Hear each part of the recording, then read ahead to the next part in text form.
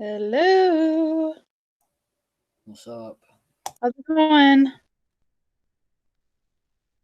It's going. Do you guys get into the election at all? Like me and my dad do. Do you? Yeah. Have you been watching it pretty close? Yeah. Yeah. I wish they'd make a decision. Yeah. Trump filed a lawsuit against Michigan because out of nowhere, like a couple thousand votes at 3 a.m. all for Biden came from Detroit out of nowhere. So Yeah. I think there's a lot of truth and non-truths out there. there's a lot of sneaky people. Hmm. Maybe. You just don't know. All right. I'm going to give it a couple minutes just to get everybody in, but you will be turning in your warm-ups today for the last 4 entries. So just don't forget to do that. Make sure you have all your caps and ends, your complete sentences, and then you can get full credit for those. I'll be working on those this week. I didn't get, because of having to vote and stuff on Tuesday, I didn't do a demo this week, but I'll be back at it next week. So next Thursday, we'll have a demo just to give you a heads up. And the test for this unit probably not next week, I figure, but maybe the following week. And then 3 weeks until Thanksgiving break. And that week we will have Monday, Tuesday, Wednesday, but then Thursday and Friday you won't have classes. So just so you know, keep you up on the happenings.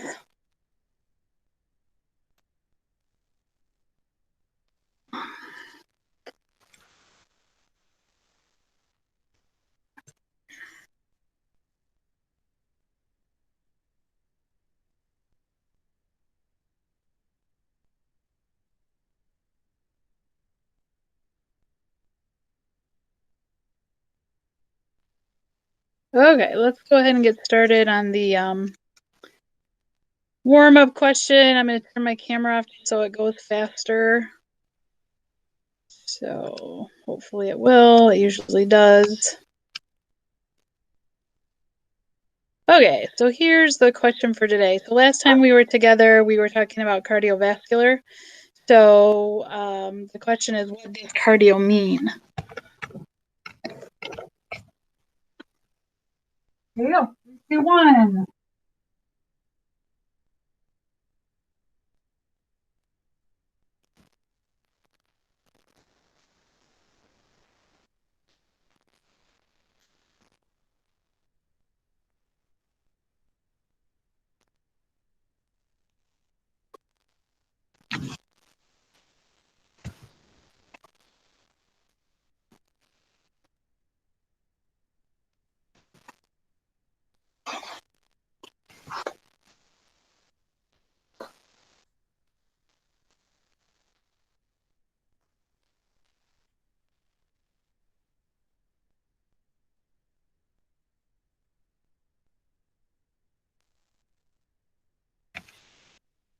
Got about a minute left.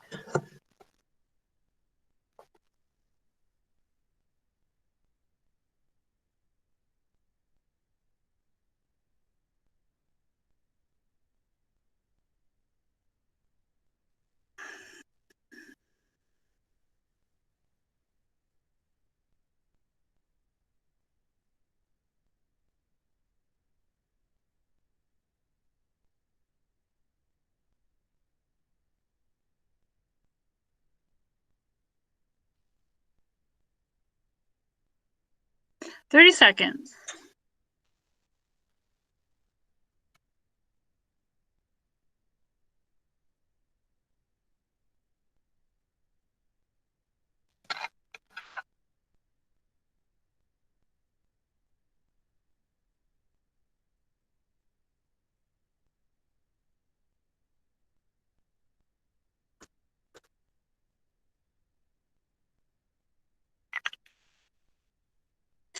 Okay, so turn those in. Make sure you have your caps and ends, your complete sentences. Remember, if you didn't stay up on them, they are on Google Classroom, in the PowerPoint or Google Slides, so that you should be able to go back and answer those questions.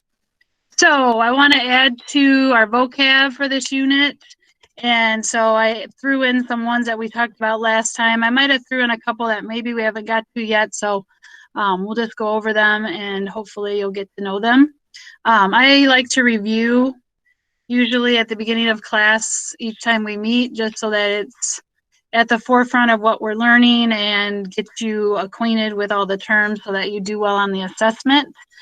Because a lot of terms sometimes can be turned into true and false multiple choice questions. So and can somebody tell me what you would call a condition which fatty deposits called plaque will build up in the artery walls? We tackled that one last time, or can you tell me what it starts with if you don't know how to pronounce it? Any thoughts on that one?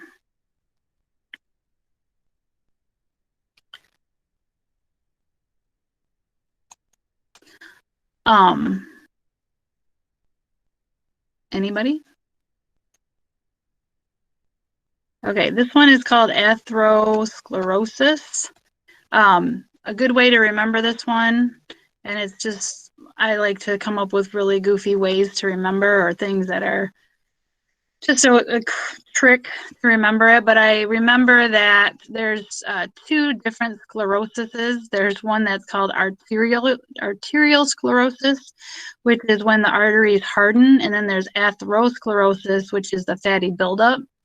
So I always try to remember the double T in fatty, and that atherosclerosis has the T in it. So that's how I kind of remember, even though anterior sclerosis does have a T, but it's the second letter. So that's how I remember. So that helps you, great. If not, then just discard it. But like I said, I try to, come up with things that help me remember what certain things are.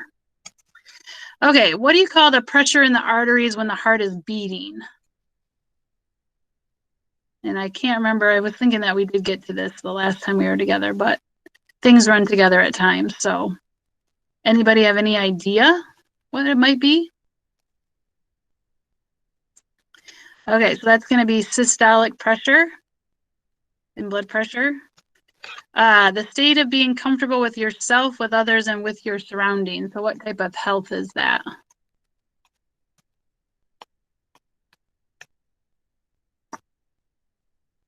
Is it social or mental? Is it Well, social? yes. Social. If it has to do with yourself, then it's going to be mental. If it has to do with you getting along with other people, say being comfortable with yourself, with others, and with your surroundings. So yeah, that one's mental. And then what about this one? Influences people your own age and your own group. Oh, no, peer pressure, sorry. Yep, you got her. Okay, a condition in which blood flow to parts of the heart muscle is blocked, causing a heart cell to die. It's also called myocardial infarction. This one's a new one, so you might not remember it. This one is a heart attack. Okay, healthcare that promotes the full person physically, mentally, and socially. Which one has to do with that one? Starts with an H. It's a blank approach. Holistic? Yep, very good.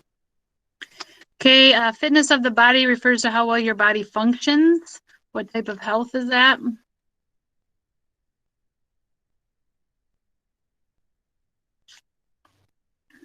Fitness of the body. Physical. Physical. Yep, you got it. What about the process by which your body takes in and uses food? That process, what's that called? Yep, good job. An overall state of well-being or total health. This is that. Is it wellness? Yeah, it is. Sorry, I couldn't move fast. Okay, what is it when your brain gets damaged because there's an interruption of blood flow? What's that one? Older people sometimes get this. It usually affects older, but it doesn't have to. But A stroke. yep, good. What is the leading cause of death for your age? Car accidents. Yep.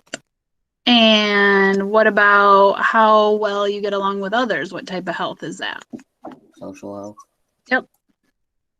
And what about the average life of a person? What's that called? Life what? Life expectancy. Yes. Suggested answer to a scientific question has to be tested and verified. Hypothesis. Yep. A process researchers use to find answers to questions. Scientific method. High High blood pressure, what's that called? This one I wasn't sure if we did or not, so you may not know this one.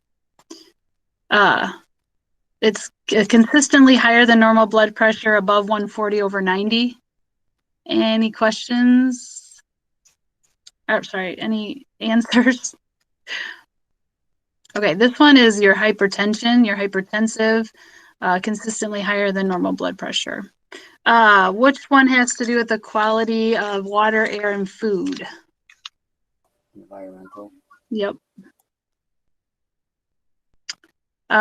Principle that tries to explain something that happens in nature. Starts with a T.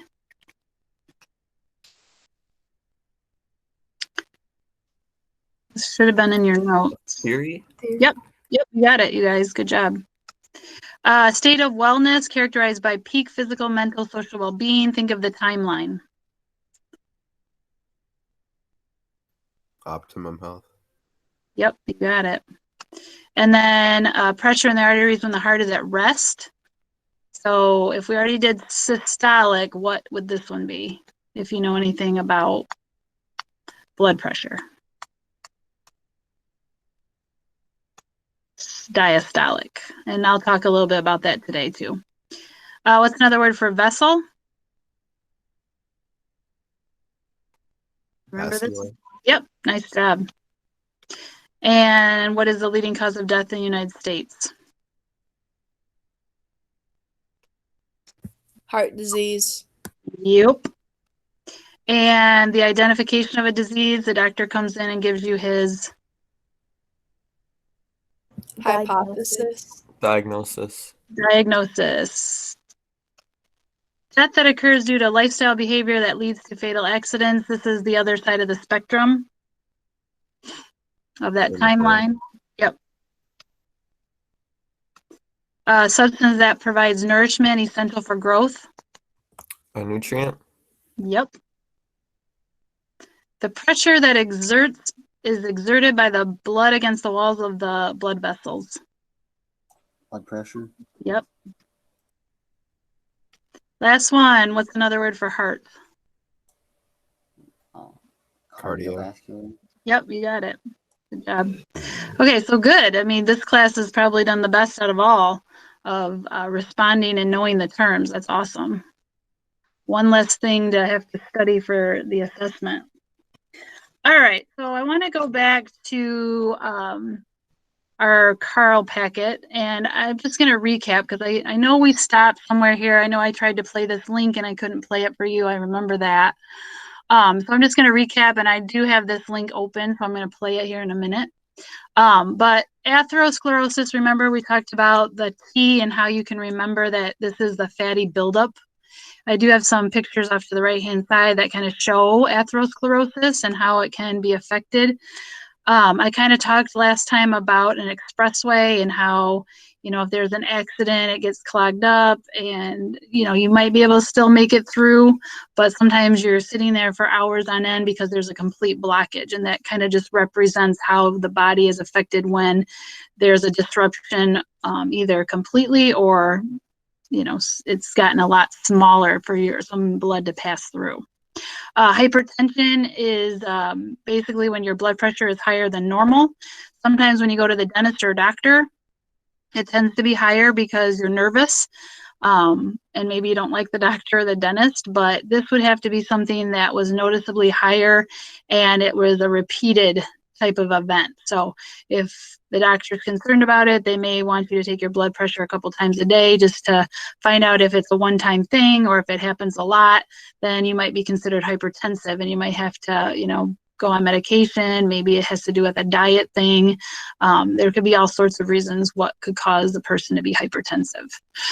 And then I'm going to show you the next slide, and then I'll show you 2 little videos. So our heart attack, another word for that is called myocardial infarction. I feel like I've gone over this and showed you this video, but around the heart, you have coronary arteries that feed the heart muscle, and those can get blocked for basically the same kind of reason: poor diet, stress, things like that. And those blood vessels on the outside will not feed the heart muscle, and the heart muscle will start to die. And then that could cause a person to die or cause damage of the heart. And so we call that a heart attack. And then a stroke is basically the same thing, only it's in your brain where there's a disruption or blockage that happens. It could be a rupture as well. A lot of people will complain of paralysis, which means numbness, on limbs or facial expressions. There's something called FAST, and it's just an acronym to try to help people identify whether somebody is stroking or not. So F would stand for face. Is the face drooping? Is it, are they complaining of numbness? That would be a sign possibly of a stroke. Their mobility is poor, so they might not be able to raise their arms. So in FAST, the letter A is arms. Can they raise their arms? The S in FAST is speech. Can they communicate? Can they talk to you? Can they tell you what's wrong? Because that might be a sign of a stroke. And then T is just time sensitive. You need to get them to a medical facility as quickly as possible because what they're experiencing could be life-threatening. Okay, so those are all cardiovascular disease that can stem from like many things. Diet could be one of them. And so I just want to show you a couple videos so that I'm not sitting here spouting things off, that you can actually hear it from another source of what those ailments entail. And so I'm going to go to, my tabs. And the first one we're going to watch is going to talk about blood pressure and also, let me think a minute, blood pressure and hypertension, blood pressure. So that's what the first video is going to talk about it. I do have to switch out of presentation mode and go to a tab mode in order for my tabs to be accessible. So let me do that and hopefully they will show up. I'm hoping. Let me try this here. I can get this to open. And then Dakota, if you could just let me know if you can hear it and see it, and then I will know that it's okay. That's scary. Okay.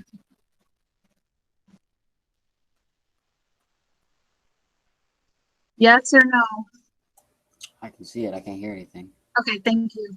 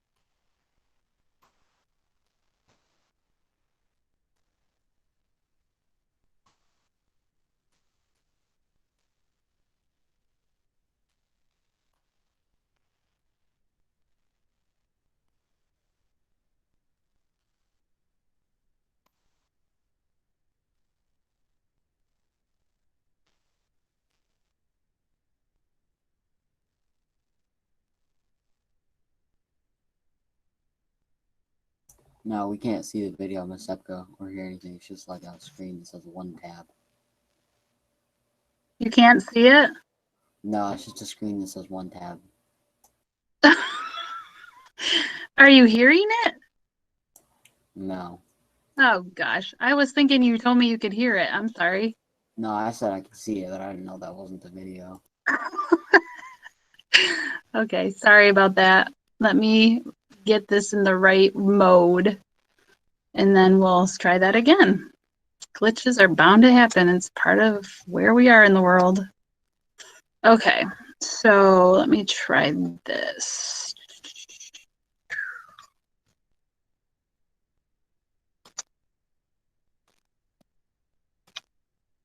Oh, whoops, I know what I gotta do. All right, I'm still working on it. Give me a second.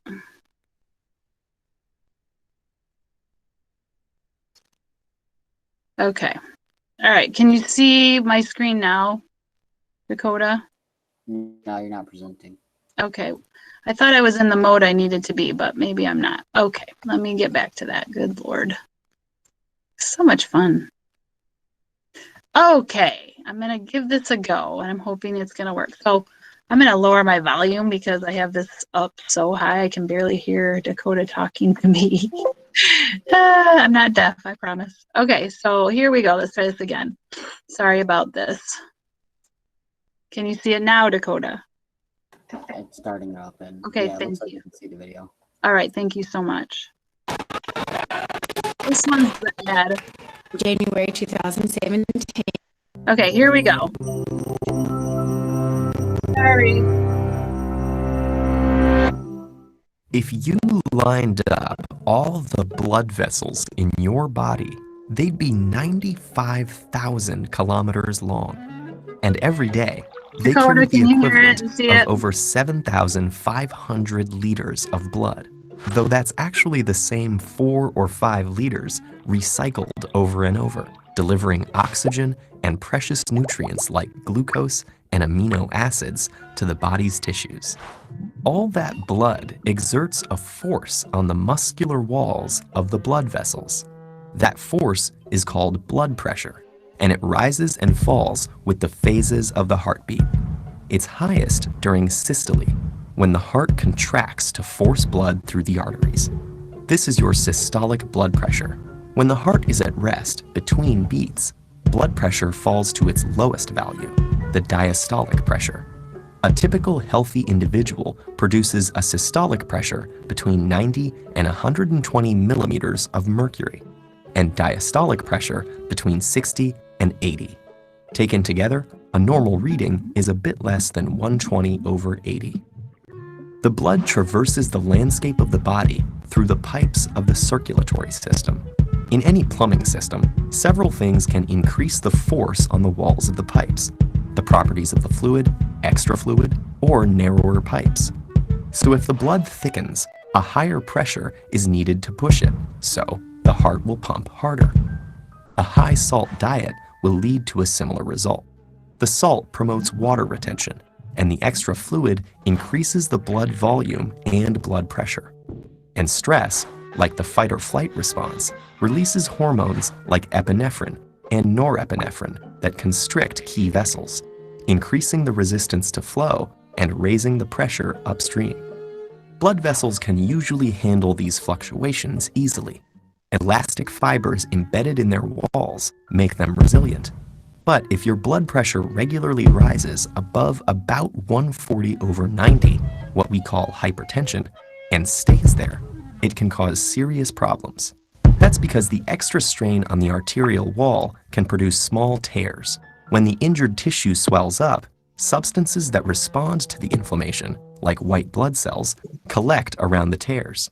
Fat and cholesterol floating in the blood latch on too, eventually building up to form a plaque that stiffens and thickens the inner arterial wall. This condition is called atherosclerosis, and it can have dangerous consequences. If the plaque ruptures, a blood clot forms on top of the tear, clogging the already narrowed pipe. If the clot is big enough, it can completely block the flow of oxygen and nutrients to cells downstream. In vessels that feed the heart, That will cause a heart attack when oxygen-deprived cardiac muscle cells start to die. If the clot cuts off blood flow to the brain, it causes a stroke. Dangerously clogged blood vessels can be widened by a procedure called an angioplasty. There, doctors thread a wire through the vessel to the obstructed site, and then pass a deflated balloon catheter over the wire. When the balloon is inflated, it forces the passageway open again. Sometimes a rigid tube called a stent is placed in the vessel to help hold it open, letting the blood flow freely to replenish the oxygen-starved cells downstream. Staying flexible under pressure is a tough job for arteries. The fluid they pump is composed of substances that can get sticky and clog them. And your typical healthy heart beats about 70 times a minute, and at least 2.5 billion times during an average lifetime. That may sound like an insurmountable amount of pressure, but don't worry, your arteries are well suited for the challenge.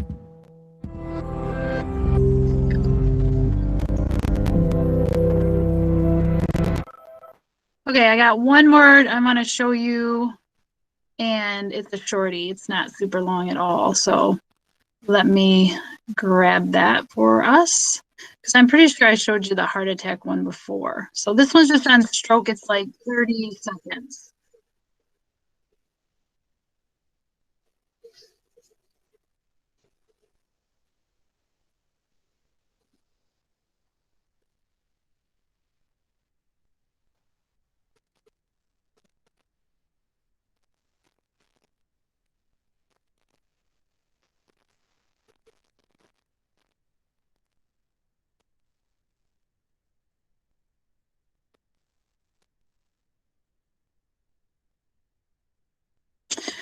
Okay, so there's just a little information about those, a little bit more in depth. I just want to give a shout out to the American Red Cross. Is there anyone here that donates blood? I know you got to be 16 with a parent permission, so I wasn't sure how many of you were 16 or older. Has anyone thought about giving blood? No. Okay. Well, I just gave blood the first time, and I think it's important. So I just want to give you guys some statistical information just as more of an FYI. So just so you know, giving blood saves about 4.5 million lives each year in the U.S., and fewer than 1 out of 10 people in the U.S. donate blood. It's safe, quick, and easy. Basically, some people don't want to give blood because they don't like needles, and I'm sure some of you are like that, where you just don't want to volunteer to be poked with something. Some people don't donate because they feel weak afterwards, or they believe that people donate enough blood, so they don't need to be part of that. So just some facts about it. As an adult, which you guys are closely approaching, you have 8 to 12 pints of blood in your body, and when you give 1 unit, which is a pint, your body will replenish that entire amount that you've lost. Some side effects in people, like they did a survey with 5,000 people, and only 1 person had a adverse effect where they had a minor skin irritation. It takes about 10 minutes once you are all set up and giving your donation, which is not much time at all. And there is a blood shortage. So like every day we need about 8,000 units, or not 8,000, 80,000 units that need to be on hand for just whatever we need it for. And we only get about 36,000 units. So we're always down blood and always in need of it.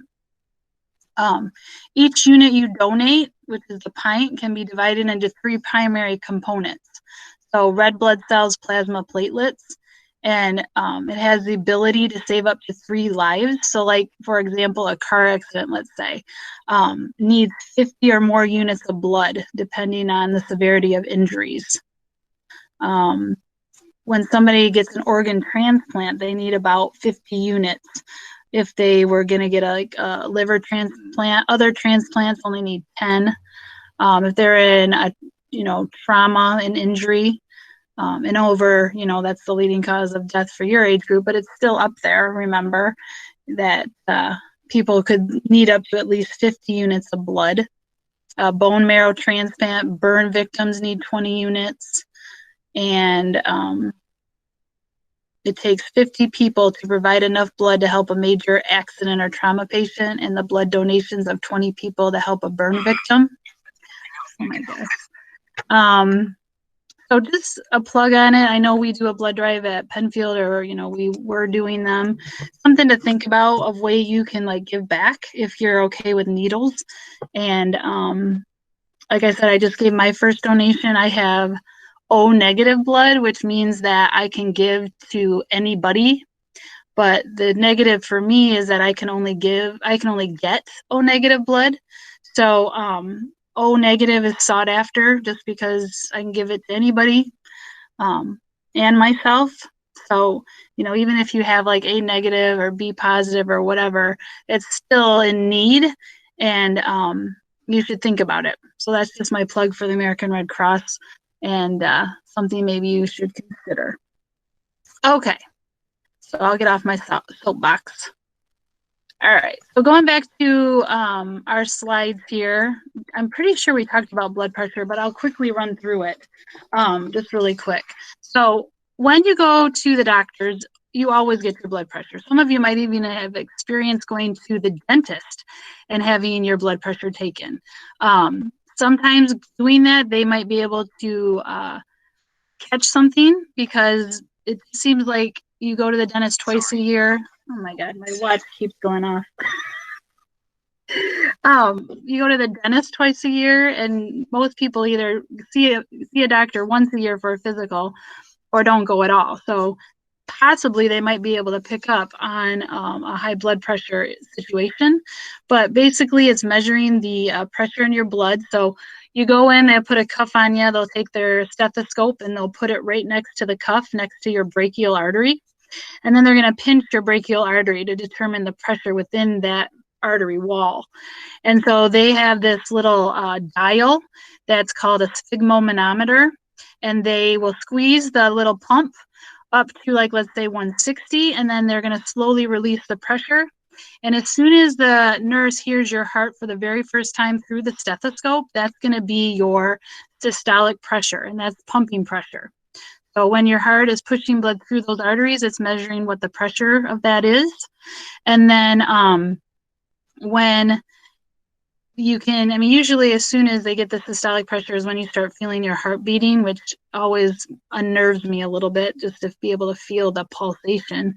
And then they're going to keep listening and watching that sphygmomanometer, and then they're going to hear your heart for the very last time. So the last time that they don't hear your heart beat again is going to be when they're going to figure out the diastolic pressure. So it's that pressure in the artery when there is no blood being pushed through at that time. And it's usually good blood pressure is 120/80. Remember, if it's 140/90, that's when you can lead yourself into a hypertensive type of situation where you might have to be, reducing fats and cholesterol and things in your diet, or possibly be put on medication or things like that. So just knowing what blood pressure is, I think, is important. And to take it one step further, I want to talk a little bit about the heart, because it is the leading cause of death for many reasons. And we're going to get into like all of those reasons. But I want you to go into a Google Classroom and pull up the heart diagram, if you could. And once we get done with this today, you're going to turn it in and I'm going to give you points. So all you have to do is follow along with me, listen to me, and then write in the answers, and then you get your points. So boom. I would like to give extra credit on this when it comes to your assessment. So if you, study this or know a little bit about it, you can get a little extra credit on your next test. So 1 or 2 wrong or 3 wrong, you might be able to redeem those back with just being able to do the heart diagram. So let's kind of go through it and see what you remember or what you know. So The first thing we are going to learn is number 7, and let's see if anyone knows what this is. So if you look at the heart, what is this vessel I'm pointing to right there? Does anyone know? Anyone have an idea of what it might be? It's like the superior vena cava or something like that. Ooh, I'm liking what you just said. Who just said that to me? Who was that? Or you don't want to identify yourself? I wish I could tell voices. There's certain voices I can tell a lot, but I'm not sure who that was. But anyway, that was a great job. Yes, it's the superior. And it's the vena cava. Okay. And then do you happen to know what number 8 is, if you got that one right? Inferior vena cava. Nice job. You're impressing me. Okay. So for those of you that are in awe, just like me at this individual that told me that, the best way that you can remember that is that when somebody is superior to you, they're above you, and when they're inferior to you, they're below you. So if you look at the diagram, 7 is above and 8 is below. So it kind of makes sense, superior, inferior. You have to remember vena cava though, and I'm not sure how to help you with that one, but it is the largest vein in the body, the superior and inferior vena cava. Veins are carrying blue blood because they're bringing blood to the heart. So that's something else you need to know. They're superficial, which means you usually can see them under your skin. They're not super deep. And they're thick, but not quite as thick as arteries are. All right, so blow my mind again. What is number 1? The right arterium. Okay. Artery. Yep. Atrium. Atrium. You got it. Okay. So this is what I would suggest if you decide to take me up on extra credit for your test.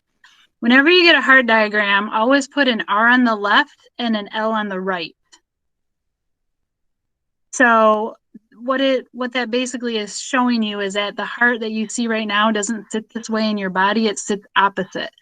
So if you can remember your right is your left and your left is your right, it's going to help you a lot, because if you notice, whoever just responded to me told me that this was the right side, which is correct. The right side is carrying non-oxygenated blood, so there's no oxygen in it because it's depleted. And it's on the right side. So the top chambers are atriums. And do you know what the doors are called? What is letter A? Tell me what the door is called. Because with the room, there's got to be a door. So what is the door? Very hard word. Tricuspid valve. Something like that. I tried my best. Are you looking this up, or are you really just off the cuff? Is it tricuspid? Oh no, I was bored when you were doing everything, so I just multitasked and did all the work. You awesome. So okay, so you looked it up. It's not that you know this, right, Vern? Oh, she finally knows anonymous. Yes. I do not know any of this off the top of my head. I'm glad that you're Can I participating. say something real quick? Yeah. That superior vena cava, whatever, the biggest vein. When my dad was gutting the deer, I actually saw it, and that thing is big. It is. There, I don't know if you might have confused that with the aorta, because that one's right next to it, and that's even bigger. Nah, probably not. Yeah. Oh, so, well, on the deer, probably. So I've dissected a really pig's know heart that. before, so I know exactly what you're talking about, but you might have mixed those two up. But I don't know. I wasn't there. So anyway, so what you need to know is that with a room, there's always a door, and the doors are always called valves, and what they do have specific names that you would need to know for your extra credit. So this one is called a tricuspid. And the reason it's a tricuspid is because there are 3 cusps on it that open and close when your heart beats. So when you hear the thud of your heart, that's your valves opening and closing. Okay, and it's tri because there's 3 cusps on it. And then our next room And you should know what side the heart you're on, because that will give away the first part of the name. And then Vern's going to tell me what he looked up. It's the right what? Hey, I researched. Right ventricle. Yeah, that's right. So the right ventricle. So remember, the lower rooms are ventricle. How I kind of remember that, or helps me out, is this V right here. I mean, it looks like a V to me. So that's kind of why, and helps me kind of guide me with, okay, I know it's the right side. It's the ventricle. It's the lower rooms. That's what it's called. So now we have to go out another door, which is the letter B. And I'll just tell you right now that the vessel right after the letter B gives the B its name. So if you can tell me what number 5 is, then that will tell you the name of the valve. Pulmonary valve. Yes, thank you. Pulmonary. You know another word for pulmonary? Anybody?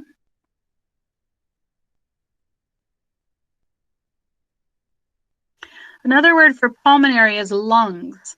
So if you see letter B flowing into number 5, what is number 5's first name?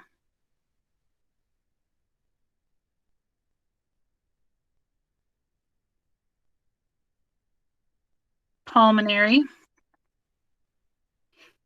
And what That's the vessel? pulmonary artery. Yes. Okay. So the reason it's an artery is because blood from an artery always takes it away. And so try to remember, artery starts with A, and so does the word away. So arteries take blood away. Arteries are very thick, kind of like if you've ever seen a super thick rubber band. That's kind of how I would explain it or describe it to you. They carry the largest amount of blood. They carry oxygenated blood, so they're red. What else was I going to tell you? Oh, they're very deep in our bodies to try to protect them so that they're not like veins and superficial to the point where you could sever them quite easily. So they're very deep in our bodies. Okay, so you look at your diagram, number 5, it has 2 right and lefts because we have a right and left lung. So it's taking blood from the pulmonary artery down to our lungs, scooping up oxygen, and then it's going to come back. So it's going to come back through the same name vessel, but it's a different vessel. So what's its first name? You know that one? It's the same name as B and 5, but it's a vein. Okay. So what you need to know about a vein is that veins bring blood to the heart. Okay. So it's blue because it's well, not there's an exception to that rule, but just know that most veins are going to carry, my dogs are going crazy, that they're going to carry non-oxygenated blood, and they are not as thick as arteries. They're superficial. So you usually can see them, like if you look at your arm right now, you can see your veins, okay? All right, so now we're in the pulmonary vein coming back from the lungs. What is my first room? Number 3, what is that called? Left atrium. Yep.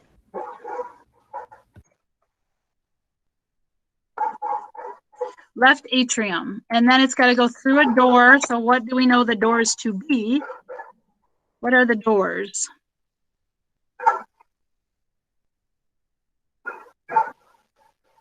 Sorry about the dogs. Okay, so it is called a bicuspid valve. Whoops. And the reason being is because bi means 2, like a bicycle. So it has 2 cusps, just like tri over here, like a tricycle has 3 wheels. Whoops. So that's how you remember tricuspid is by the wheel, by, you know, just referencing with it, something you know, which is a tricycle. I'm sure we all know what a tricycle is. Okay. So now I'm going into another room. What is my room called? What is this one called? Left ventricle. Yes. Left ventricle. And again, it kind of looks like a V, sort of. All right, I got to go out another room. I'll tell you this. The vessel after C gives C its name. Do you have any idea what C is, Vern? Would you like to tell me?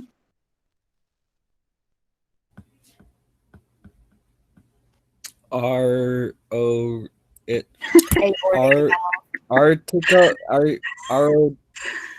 Aortic. valve. Aortic valve. Aortic, yes. Okay. Yeah. So the doorway is the aortic valve, and number 6 is going to be the aorta. And if you notice, aorta is the largest vein, just so you know. Largest artery.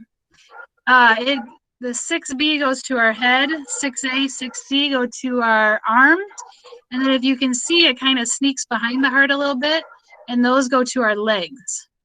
And so 6 is the aorta. And then letter E is actually that divides the heart in half. Oh my gosh. And that's called the septum. I do want to give you just a little bit more information, just a teeny tiny bit, if it'll let me down here. Okay. So this can help you maybe in other areas of your education, but there's different layers of the heart. The first layer that we see, and this is like if you were to gut a deer, let's say, when you look at the heart, it kind of looks really shiny, and it almost looks like it's wrapped in saran wrap, and it's really strong, and that is called your pericardium. And the pericardium is the outer layer of the heart. Gosh. Okay, and I like to use plan words, so I refer this to the perimeter. So I don't know if you've got my gist of my madness, but I like to play on letters a lot. So P and P, perimeter, pericardium. The middle, or where the septum is, that's myocardium. And that is the middle layer.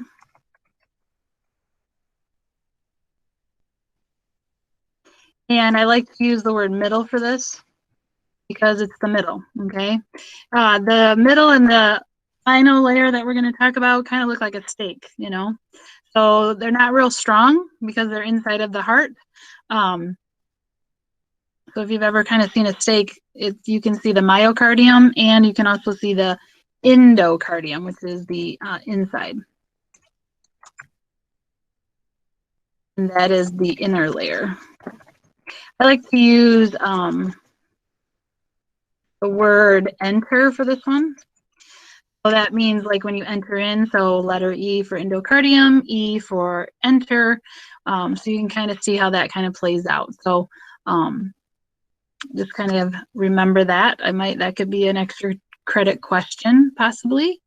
So anyway, this is the heart. Again, it's affected by many things. And I just wanted, you know, when I reference it when we talk about nutrition and things like that, I just want you to have a good idea of what I'm talking about, and that you understand how vital this organ is. I mean, if we don't have a heart, we don't live, right? So make sure you get that turned in to me so that, you know, you can get points. I just realized that I didn't make a copy and I wrote on your copy. So I'm deleting them. I hope you guys got them. But if you don't, remember, you can always watch the recording and you can watch me fill them in and delete them. All right. So, I'm pretty sure we have our own copy. you do? Okay. Sorry. I just don't want to screw anything up that I've already done. So You did it right. did I? Okay. Well, if I save, or, you know, if I let this go, won't it go in there? I feel like it will. You pull on my chain, Vern. Don't mess with me. The way that you did it, your copy isn't on Classroom. Oh, It's okay. only our thing. Okay. Oh my gosh, scare me. Okay, so if you got that done, turn it in. I'm gonna give you like 10 points for just following along with me and doing it with me. So I'll get you a little closer to bringing your grades up if need be. All right, so I want to go back to Mr. Carl here, which is where we left off. So let me get there. Just some statistics here. 4.2% of 12 to 19-year-olds in the United States have a combination of effects, which we call metabolic syndrome. So they are going to have 3 or more conditions possibly. So just a few of them would be like abnormal blood lipids, which are fats, high glucose levels, which are blood sugars, high blood pressure, and being overweight or obese. So they're going to have a combination effect of those. They kind of go hand in hand. Okay, so what would you want to know? Let's just say this. What would you want to know about Carl? If you had to determine whether he was at risk for cardiovascular disease, what do you think you would want to know? And you can use the chat. I'm okay with that. I have it on Padlet, but I don't feel like you guys have participated very well on that. So we can use the chat if you want. Or you can just tell me. So what would you really want to know if you had to determine whether he was at risk for it or not? Well, tell me. What would you want to know about him? Think about when you go to the doctor. What does your doctor assess when you go in and get a physical? What would you want to know? Okay, what he eats. Yes, diet is important. Okay, what's something else you'd want to know? Okay, you want to know his blood pressure. What is it? Is it high? Is it low? That kind of thing. What else would you want to know? And you guys can chime in more than once. You know, if you're coming up with some ideas, just let me know. Or you can unmic. That's even better. Okay, so you're thinking, I'm thinking, Brianna, you're thinking like heredity, genetics, that kind of thing. And then Vern, you're thinking like cholesterol level, like what specifically is he eating? You know, what's the, okay, activity, is he, well, we know he's active, but maybe you want to know like how much he's active. You know, 2 or 3 days doesn't give us enough information, does it? My gosh. Heartbeat. Is that his heart beats per minute? If that's what you're trying to tell me. That would be BPM. Unless you're saying heart beats per minute, which I can see that now. Okay, so Carson, can you give me a little bit more specific as to like what you mean by lifestyle? Like, does he smoke or not smoke? Stuff like that. Okay, so smoke, maybe drink we could throw in there. Yeah. Can you think of anything else that you might want to know? Well, pretty much what everyone else said. Okay. I think you're right on track there. Okay, so let's look at his statistics. Let's see about what he's got going on, I guess. Okay, so these are his statistics. Whoops. All right, so remember when you guys go to the doctor, you walk in and the first thing they're going to do is they're going to weigh you and they're going to check your height. So his height is 5'9" and he weighs 200 pounds. His blood pressure is 144/95. He eats about 3,300 calories a day. Activity is very little. Diet, I'm going to show you what he eats on the next slide.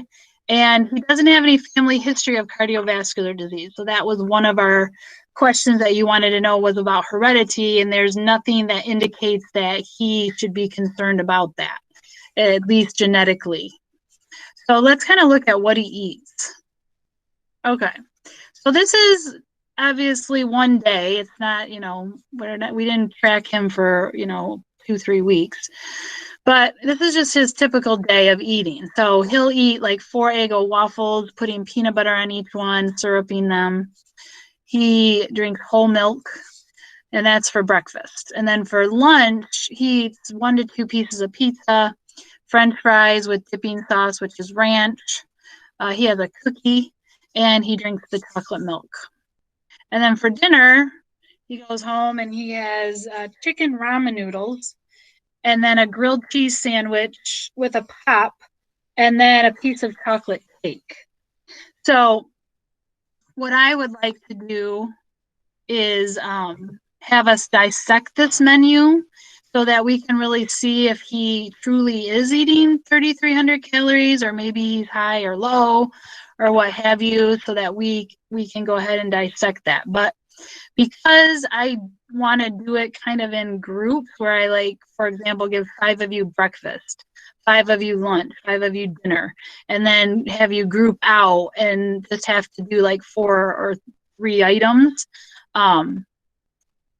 That's kind of where I'm leaning. So let me just show you in Google Classroom what I've set up for you, and then I think we're gonna probably do that the next time, but I just want to kind of give you a heads up on what it will look like. Okay, so it'll kind of look like this.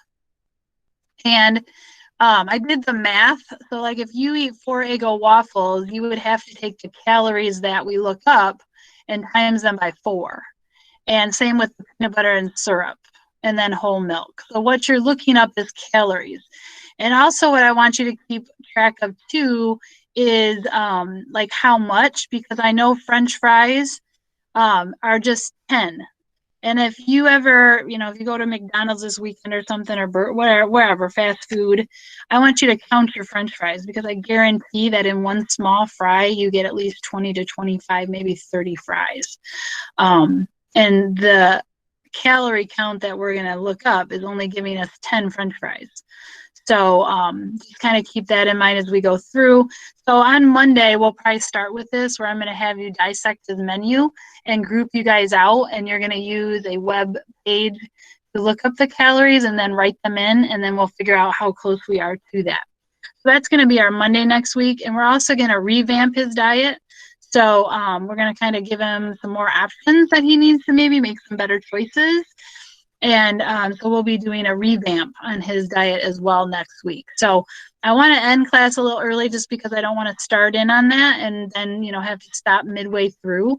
So we'll just start on Monday. I think that would be the best option, just so that we are all on the same page and don't get cut early or late or what have you. So I mean Tuesday. Yes, thank you, Justin, for that clarification.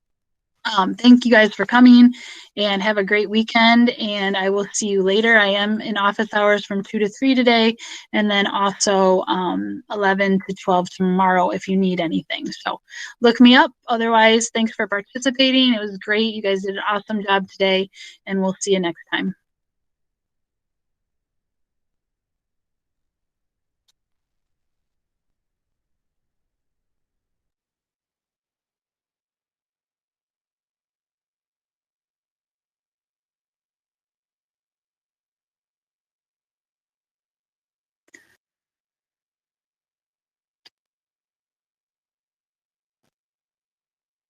Hey, Will.